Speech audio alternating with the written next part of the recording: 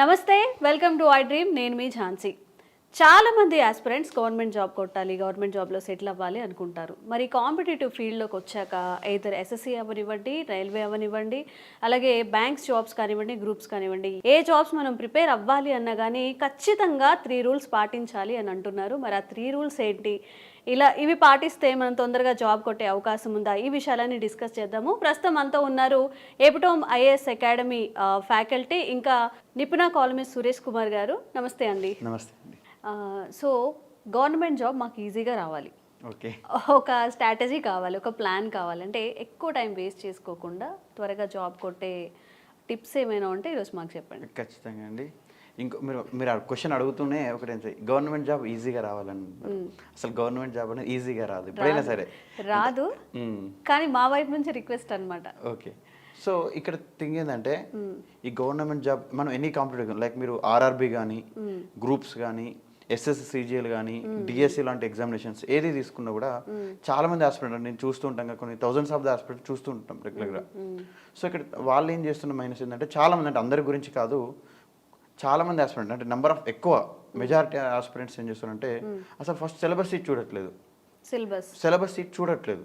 Syllabus sheet చూడకుండా direct మార్కెట్లోకి వెళ్ళి నేను డిఎస్సి ప్రిపేర్ అవుతున్నా, నేను గ్రూప్స్ ప్రిపేర్ అవుతున్నా, ఒక మంచి బుక్కులు ఇవ్వండి అని బుక్ స్టాల్ వాళ్ళని అడుగుతున్నారు.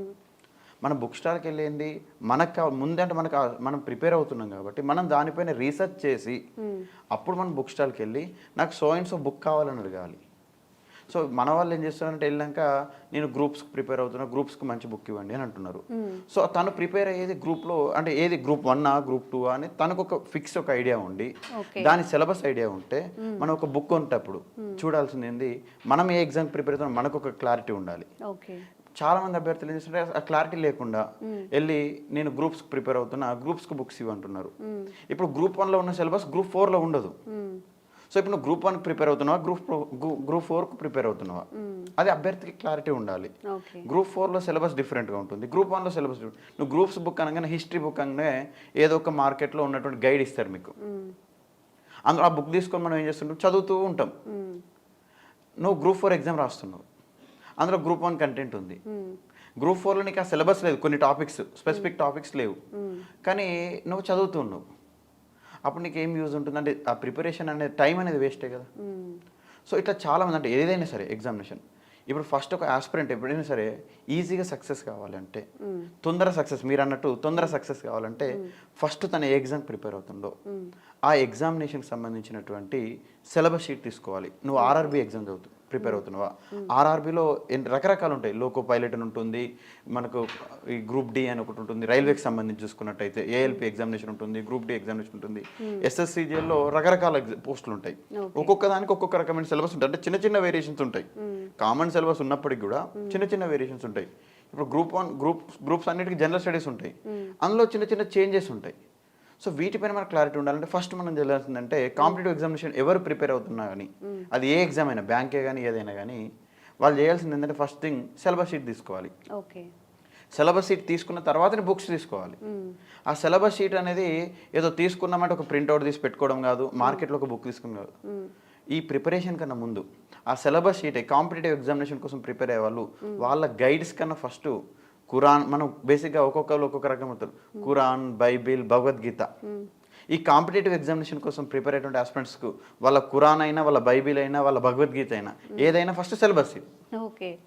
అంటే ఆ సిలబస్ షీటే నీకు ఖురాన్, ఆ సిలబస్ షీటే భగవద్గీత, ఆ సిలబస్ షీటే నీకు బైబిల్ అనుకొని ఆ సిలబస్ షీట్ను నువ్వు ప్రాపర్గా చదివి అందులో ఏ టాపిక్స్ ఉన్నాయి అని నీకు ఫస్ట్ ఒక అవగాహన ఉంటే నువ్వు దేన్ని చదవాలంటే, కొన్ని టాపిక్స్ ఉంటాయి, కొన్ని ఎగ్జామ్స్ తీసుకుంటే ఏన్షియంట్ హిస్టరీ ఉండదు. మనకు బయట మార్కెట్లో వెళ్ళి హిస్టరీ బుక్ ఏమంటే ఒక బుక్ ఇస్తారు, ఆ బుక్ ఏంది అన్ని కాంపిటేటివ్ ఎగ్జామినేషన్స్ బేస్ చేసుకుని బుక్ ఇస్తాడు. ఇప్పుడు కొన్ని ఎస్పెషల్ ఎగ్జామినేషన్స్కు ఏన్షియంట్ హిస్టరీ అనేది ఉండదు, మిడివల్ హిస్టరీ కూడా ఉండదు, అంటే ప్రాచీన భారతదేశ చరిత్ర ఉండదు, మధ్యయుగ భారతదేశ చరిత్ర ఉండదు, మోడర్న్ హిస్టరీ, నేషనల్ మూవ్మెంట్ ఉంటుంది. ఈయన హిస్టరీ బుక్ తీసుకొని ఏన్షియంట్ సిలబస్ చదువుతాడు, మిడివల్ చదువుతాడు, మోడర్న్ చదువుతాడు. అసలు ఆయనకి ఏన్షియంట్, మిడివల్ హిస్టరీ అవసరమే లేదు ఆ ఎగ్జామ్కు. బట్ అది చదవడం ద్వారా ఒక 15-20 రోజుల టైం వేస్ట్ అవుతుంది. అంటే మనం దేనికి ప్రిపేర్ అవుతున్నాం మనకు దానిపైన కాన్సన్ట్రేషన్ ఉండి ఆ సిలబస్ షీట్ నేను అనేది ఏ బుక్ తీసుకుంటాను కదా ఫస్ట్ నువ్వు సిలబస్ షీట్ నీకు మొత్తం మైండ్లో ఎక్కడైనా సరే నువ్వు ఏ ఎగ్జామ్ చదువుతున్నావు అంటే నీకు ఫస్ట్ ఒక సిలబస్ షీట్ పైన ఒక అవగాహన ఉంటేనే అవును. నీ ప్రిపరేషన్ స్టార్ట్ చేయి. అప్పటి వరకు అసలు ప్రిపరేషన్ స్టార్ట్ చేయకు. బయటికి వెళ్ళి ఏదో ఫస్ట్ స్కూల్ బుక్స్ తీసుకొని అదంటే అవన్నీ నెక్స్ట్ సెకండ్ థింగ్. ఫస్ట్ నువ్వు తీసుకోవాల్సింది స్కూల్ బుక్స్ పెట్టి ఒక 10,000 పెట్టి ఎన్సీఆర్టీస్ బుక్స్ కొనుక్కోవడము, లేదంటే మార్కెట్లో ఉన్న ఒక 5,000 పెట్టి గైడ్స్ కొనుక్కోవడం కాదు, బయట ప్రైవేట్ ఆథర్కి సంబంధించిన గైడ్స్ కాదు. ఫస్ట్ కొనుక్కోవాల్సింది 10 రూపాయలు పెట్టి ఆ యొక్క ఎన్సీఆర్టీ పేపర్కి సంబంధించినటువంటి సిలబస్ షీట్కి సంబంధించినటువంటి ఆ ప్రింట్అవుట్ తీసుకో. ఓకే. మళ్ళీ ఇంకోటి ఏంటంటే చాలామంది సిలబస్ షీట్ అంటే గూగుల్లో సెర్చ్ చేసినటువంటి సిలబస్ షీట్లు తీసుకుంటుంటారు. లేదు, ఎందుకంటే రెగ్యులర్గా ఎగ్జామినేషన్ ప్యాటర్న్ చేంజ్ అవుతుంటుంది. సో మీరు తెలంగాణ పబ్లిక్ సర్వీస్ కమిషన్ సంబంధించిన ఎగ్జామ్స్ ప్రిపేర్ అవుతుంది, టీఎస్పీఎస్సీకి సంబంధించిన ఎగ్జామ్స్ ప్రిపేర్ అయితే టీజీపీఎస్సీ వెబ్సైట్లోకి వెళ్తే మీకు సిలబస్ షీట్ దొరుకుతుంది. ఆర్ఆర్బీ అయితే ఆర్ఆర్బీ వెబ్సైట్లోకి వెళ్తే మీకు సిలబస్ షీట్ అంటే అఫీషియల్ వెబ్సైట్ నుంచి తీసుకోండి, అక్కడ నుంచి మనకు ట్రూ కాపీస్ ఉంటాయి. లేదంటే కొంతమంది బయట ట్రాన్స్లేట్ చేసి ఇస్తూ ఉంటారు, వాళ్ళు 1-2 అంటే కొన్ని ట్రాన్స్లేషన్ దగ్గర అక్కడ ఇక్కడ మిస్టేక్ జరిగినాయి అనుకోండి, మీరు అనవసరంగా మీరు దాన్ని అంత చదివినటువంటి టైం వేస్ట్ అయిపోతుంటుంది.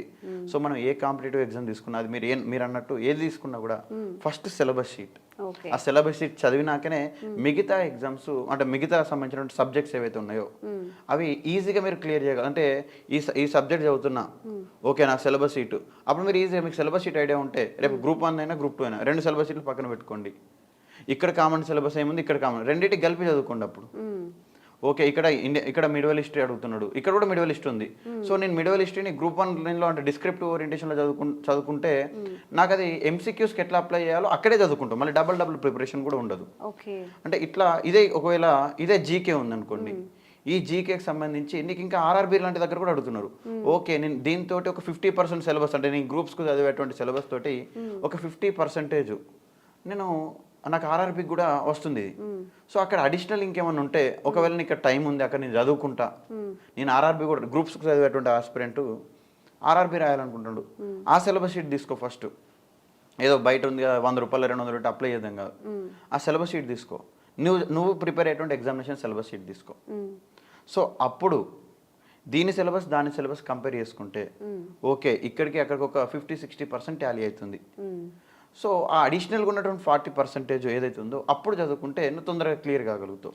లేదు అని చెప్పేసి అసలు దీనికి దానికి 100% డిఫరెంట్ ఉంది సిలబస్ షీట్ చూడకు, నువ్వు దీనికి దానికి 100% డిఫరెంట్ ఉంటే నువ్వు ఇన్ని సంవత్సరాలు 3-4 ఇయర్స్ ఇక్కడ చదివావు, ఈ 3-4 ఇయర్స్ ఇక్కడ చదివితే మళ్ళీ అక్కడికి వెళ్తా అంటే మళ్ళీ అంటే ఇది అంత బ్యాలెన్స్ తప్పుతుంది. సో అక్కడికి వెళ్తే నేను రాలేదు 4-5 అంటే బయట ఎవరు చూసినా 4-5 ఇయర్స్ నుంచి కాంపిటేటివ్ ఎగ్జామినేషన్లో ఉన్నాడు, ఫీల్డ్లో ఉన్నాడు, ఈ ఎగ్జామ్ రాసిన క్లియర్ కాలేదంటే కాదు. సో నీకు సిలబస్ షీట్ని పట్టుకొని అందులో ఉన్నటువంటి సబ్జెక్ట్ పైన ఫోకస్ చేసి నంబర్ ఆఫ్ ప్రాక్టీస్ టెస్ట్లు ఎక్కువగా చేస్తూ సబ్జెక్ట్ చదువుకుంటూనే ప్రాక్టీస్ టెస్ట్లు ఎక్కువగా రాస్తే ఖచ్చితంగా సక్సెస్ ఉంటుంది. సో అండ్ మళ్ళీ ఇంకా కాంపిటేటివ్ ఎగ్జామినేషన్స్ అంటే మీరు అన్నట్టు తొందరగానే కాదు, బేసిక్గా పేషెన్స్ ఉండాలి ఎవరైనా సరే. ఎందుకంటే బయట జరుగుతున్నటువంటి పరిణామాలు అందరికీ కూడా తెలుసు. ఒక్కొక్క దగ్గర ఎప్పుడంటే నోటిఫికేషన్ ఎప్పుడో వస్తుంది, వచ్చినాక దాని మీద 1,00,000 ఇష్యూస్ జరుగుతుంటాయి మార్కెట్లో. సో అట్లాంటి టైంలో అంటే మనం ఒక కాంపిటేటివ్ ఎగ్జామినేషన్కి వస్తుంటే మినిమం 2 ఇయర్స్ నేను స్పెండ్ చేస్తా అనుకున్న వాళ్ళే రావచ్చు.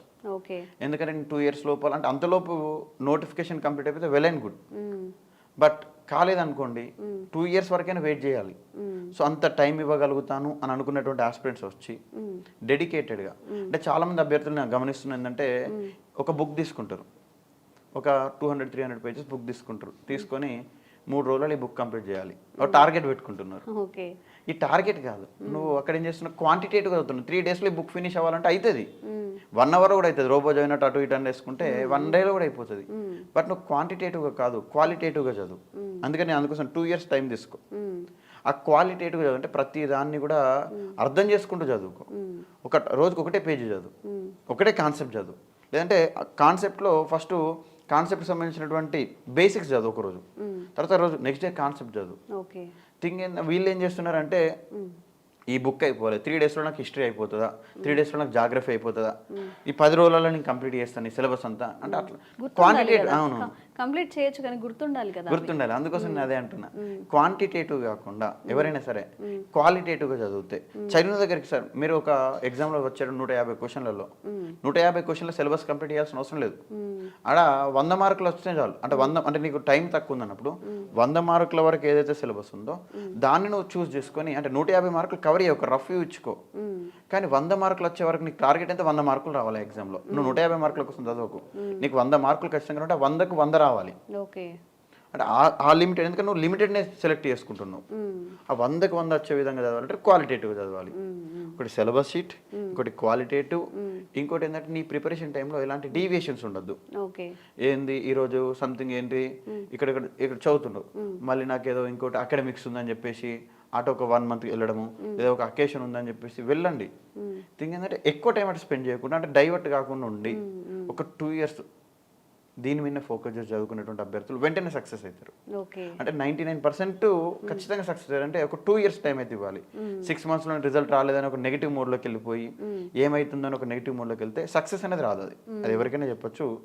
బట్ 2 years పేషెంట్కి వెయిట్ చేసి సిలబస్లో ఉన్న టాపిక్స్ అన్నీ కవర్ కావాలి. మళ్ళీ సిలబస్లో ఉన్న టాపిక్స్ అన్ని కవర్ చేసుకోగలిగితే ఖచ్చితంగా వాళ్ళు సక్సెస్ అవుతారు.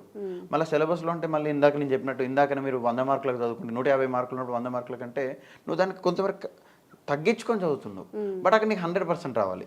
మరి సిలబస్లో ఉన్నటువంటి కొన్ని టాపిక్స్ నువ్వు డిలీట్ చేసుకొని చదువుతుంటున్నావు కాబట్టి అక్కడ నువ్వు చదివిన కాడికి క్వాలిటేటివ్గా చదివితేనే నీకు అనుకున్నటువంటి 10% మార్క్స్ వస్తాయి. సో ఫస్ట్ ఏంటంటే సిలబస్ షీట్ తీసుకొని చదివితే ఖచ్చితంగా మీరు బుక్స్ తీసుకొని కొన్ని వేలు, అంటే ఒక 10 రకాల బుక్కులు తీసుకొని 100 పేజీలు చదవడం కన్నా ఫస్ట్ సిలబస్ షీట్ తీసుకున్న సిలబస్లో ఉన్న టాపిక్సే చదవండి. ఇప్పుడు ఎకానమీ బుక్ అంటే ఎకానమీ బుక్ తీసుకొని ఎకానమీలో ఉన్నటువంటి బయట మార్కెట్లో, అంటే ఇప్పుడు తెలుగు ఆస్పిరెంట్కి సంబంధించి చూసుకుంటే 2 స్టేట్స్కు కలిపి వాళ్ళు రాస్తున్నారు. ఒక బుక్ రాసే ఆథర్ ఏ విధంగా ఉంటుంటే 2 స్టేట్స్లో కామన్ సిలబస్ తీసుకొని రాస్తుంటాడు. ఈ టాపిక్స్ ఉంటాయి. కొన్ని ఏపీ వాళ్ళకున్న కాన్సెప్ట్ తెలంగాణ వాళ్ళకు ఉండే బుక్లో, తెలంగాణ వాళ్ళకున్న కాన్సెప్ట్ ఏపీ వాళ్ళకు ఉండే. ఈ అభ్యర్థి ఏం చేస్తుందంటే ఆ క్లారిటీ లేక ఏం చేస్తుందంటే మార్కెట్లోకి వెళ్ళి ఒక పుస్తకం తెచ్చుకొని అలా ఏపీ టాపిక్స్ కూడా ఈయనకు సిలబస్లు లేవు, ఏపీ టాపిక్స్ చదువుతుంటాడు. అది ఎప్పుడు అవగాహన వస్తుంది, ఇది నా సిలబస్ కాదు అని నాకు ఎప్పుడు అవగాహన వస్తుంది, నా సిలబస్. అవునవును, సిలబస్ ఏదైతే తరువుగా తెలుసుకున్నామో అప్పుడు మనం ఏ చదవకూడదు కూడా, అది కూడా టైం వేస్టే కాబట్టి ఆ పర్టికులారిటీ సిలబస్ తెలుసుకున్నప్పుడు తెలుస్తుంది. నిజంగా మీరు చెప్పినట్టు సిలబస్ క్వాలిటీగా చదవడం, డీవియేషన్స్ లేకుండా, ఈ 3 అనేది చాలా ప్రధాన పాత్ర పోషిస్తాయి గవర్నమెంట్ జాబ్లో. థ్యాంక్ యూ అండి. Thank you so much.